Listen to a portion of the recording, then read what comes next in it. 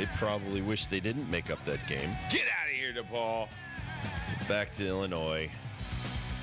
43-point victory for the UConn women, and they did last night get back Ayanna Patterson as she came off of concussion protocol, as we had 3 on the bench.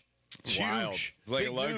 News. It's like it is luxury with this team. It's amazing. Whereas the competition tour continues in the Big East. You're going to find it Thursday. Maybe. Well, they're not in the Big East. Right. And maybe we'll find it in Tennessee. But out of conference. They've lost a couple of their players. One of their Did you leading say scorers. their best scorer left? Lady from Spain ended up leaving campus. There's been no real reason why given from the university or from the lady or her family.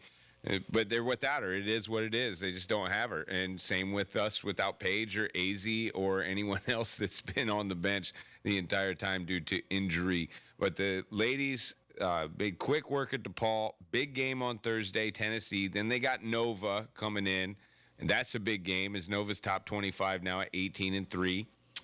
Probably the most formidable opponent in the Big East for UConn. After that, rivalry game against Providence. After that, home against South Carolina.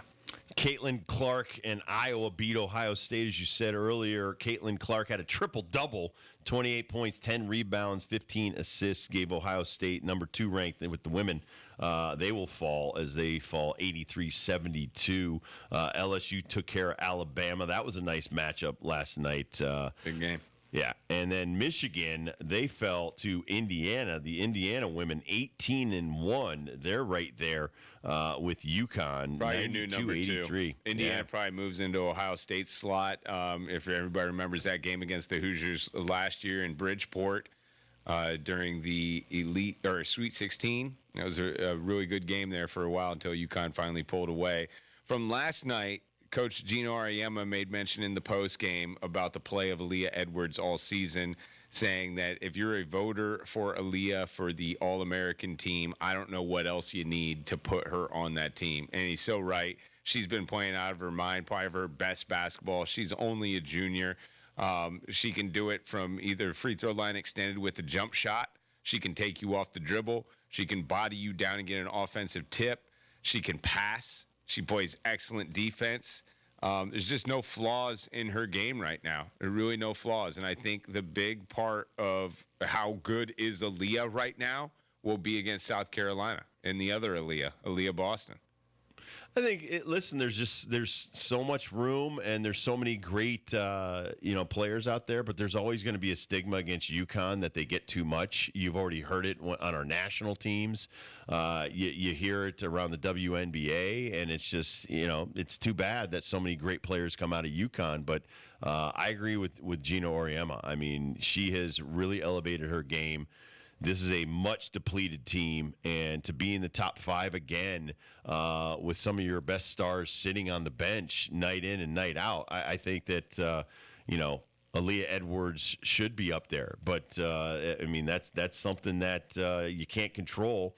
And again, you know what? It might be more motivation if she doesn't make it as, on that list. But we know she's an All-American. I think Uhas is, again, Dorky Uhas, even though she missed like 6 games with the broken thumb and still plays with the splint on her thumb, I think that sitting for a few games, she came back with a new motivation to show everybody how good she is, and she hasn't stopped. She's kind of keeps blowing through barriers and gets better and better, whether it's on the boards, whether it's her shooting game. She's stepping back and taking more threes every game. I love seeing it, and it only adds to her repertoire as far as going to the WNBA. I also believe Nika Mule will be the 5th UConn women's basketball player to get the NCAA Defensive Player of the Year award. She probably joined Kia Nurse, Gabby Williams, Mariah Jefferson, Stephanie Dolson, also those UConn players that have won it in the past. The award hasn't been around that long. It's only been around since 2006, 2007. But the way she's been playing without the basketball, she is just so deadly. You bring up the word harass. It's so true. Like, she just doesn't let anybody breathe when she's on the court. She's always trying to get the ball away from you. She ripped a girl right at half court to start the game, got a block off the opening tip, went DePaul's way, They had a good look at the basket, and then Nika Mule's hand came in the way and then blocked it. It was just, get used to it because that's how it's going to go. She's just been playing so unbelievable without being a scorer. I've never seen it to really impact games the way it has with Nika Mule on the court. No, because again, it's like Andre Jackson with the men. Like you said, she almost had a double-double without scoring a point. 10 assists, 8 rebounds. When you look at someone that's that unselfish, sometimes I'm sure that Gino would like her to shoot more, but you have so many weapons on the court. And now DeBerry is getting more playing time, and she's starting to shoot more freely. I just think that's part of what the great makeup of Gino's teams are. That you have specialists in so many different categories, and like I said, from the time the ball is inbounded to the time it gets to half court, very few women in college basketball have the energy level that she does for the 35 minutes she's in a ball game. It's just amazing and incredible to watch, but they have lived off of over almost 4 decades, turning turnovers into points, and that's what's so devastating is it can happen so quickly. And the way they get down the court. Aubrey Griffin, she'll grab a defensive rebound and go coast to coast, and nobody can even get in her way because she's so fast. And it's just it's amazing to watch.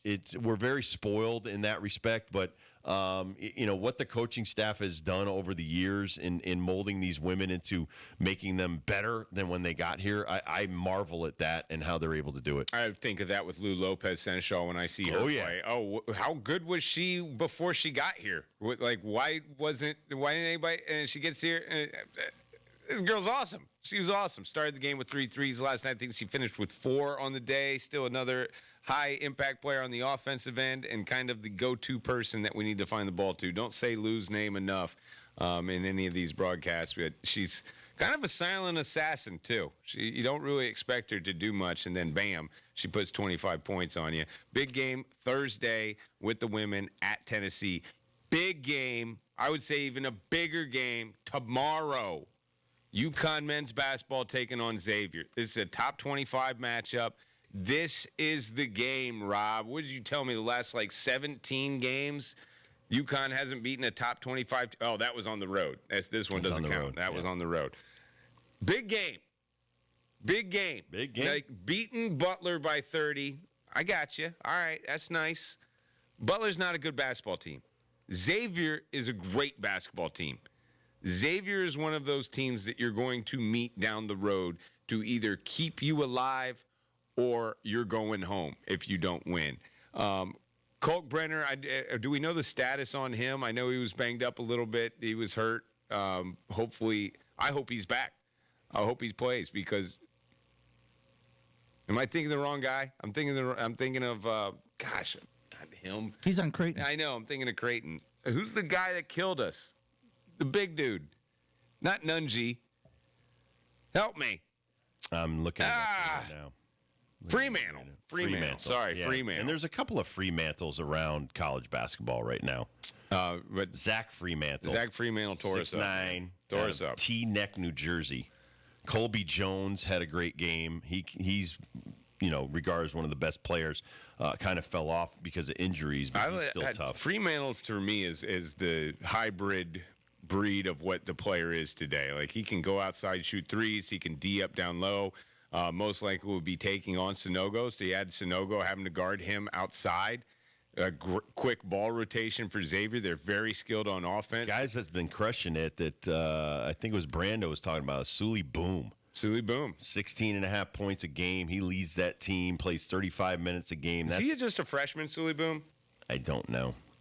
Let me look it up. I mean, when you have a name like Sully Boom, you'd think you would know that name. Senior Sully Boom. Senior.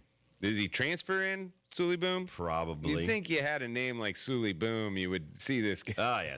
San Francisco, UTEP to Xavier. Right. UTEP last year. I think he's a grad. Good for Xavier, man. They found a good one. They're a tough team. This is a big game for UConn men's basketball, where they've been on a slide. They are now 2-5 in 2023, and got to get a win against a great opponent. And we all know that Xavier is that. Absolutely. Fremantle. Fremantle and Kalkbrenner. I got too many names in my head, man. Yeah, we watch too much Too sports. many names in my head. Too many sports. It's crazy. I'm looking forward to this game tomorrow, though. A little early. It's a 6:30 tip. We'll be off the air at 6 o'clock for the pregame. All right, we'll take a quick break. We'll come back. Dr. Tom McDonald joins us next, orthopedic surgeon. We'll talk about some of these injuries. Can you prevent a high ankle sprain? Could you possibly wrap it? We'll ask him that next from our Hartford Healthcare virtual takeover with the Bone and Joint Institute. We'll be right back.